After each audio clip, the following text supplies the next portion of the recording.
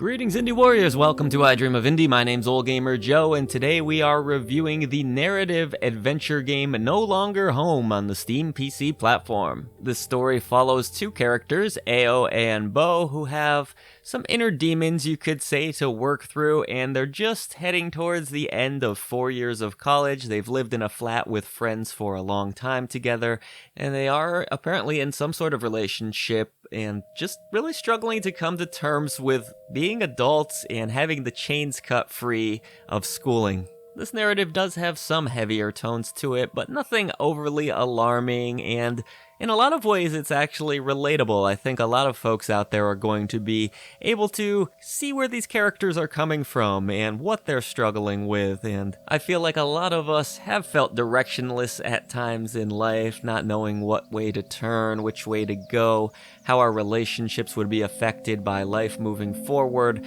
and that part of the story I really liked. The game will take place almost entirely in this flat with only a few scenes outside of it, but one thing I really like that the director of this game did here was kind of pan to different scenes and make it very artistic looking, and the presentation in general in this game is really the standout feature, I think. The writing is again pretty solid and relatable, but I also feel like right when this game is about to pick up and go somewhere, it just ends, and that's a little bit disappointing. This whole adventure can run you under 2 hours, so just when you're really getting to know these characters and come to terms with what they're going through, it sort of cuts you off, which I think is the point, but at the same time, me personally, I could have used a little bit more narrative here, a little bit more fleshing out of these characters, and it's funny in a way because this game is short and yet it feels very slow at times, just in terms of gameplay. When you're actually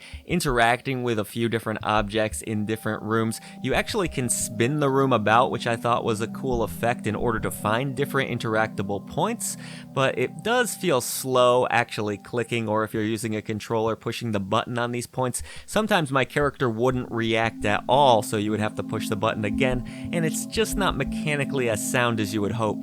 You do take control of the different characters across the journey, and that also feels really slow. There is a run button to try and speed things up, but even when you're running, it really feels like a light walk.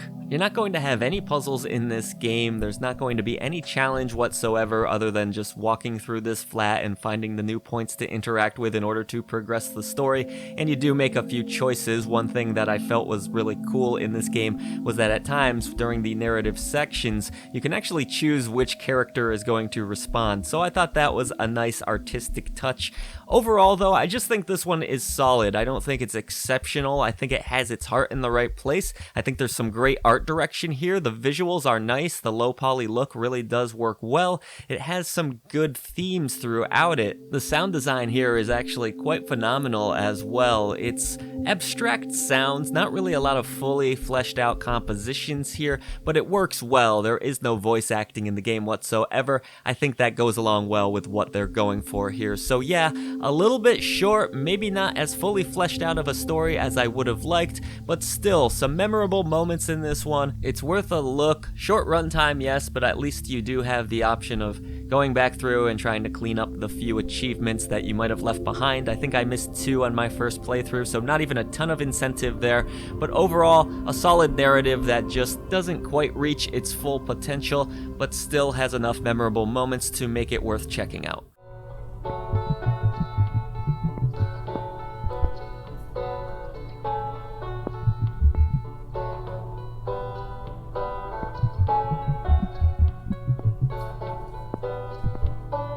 Thank you so much for watching the latest video from I Dream of Indie. We'd now like to take a moment to pay tribute to our great indie warriors: Mitchell Hall, Kevilo, Bill Tikaz, Christian Cruz, Strict9, Chris Jackson, Nathan Moore, Peach, Adriana Amato, CJR, Falco Lombardi, C. Coyle, Skepticism, Jen Rose, Jesse, CPM, and Julian Kolbus. Thank you for all you do for independent developers, publishers, and for I Dream of Indie. Everybody else, head down to the description box below. Let's defeat the echo chamber and bring a voice back to the voiceless ones in gaming.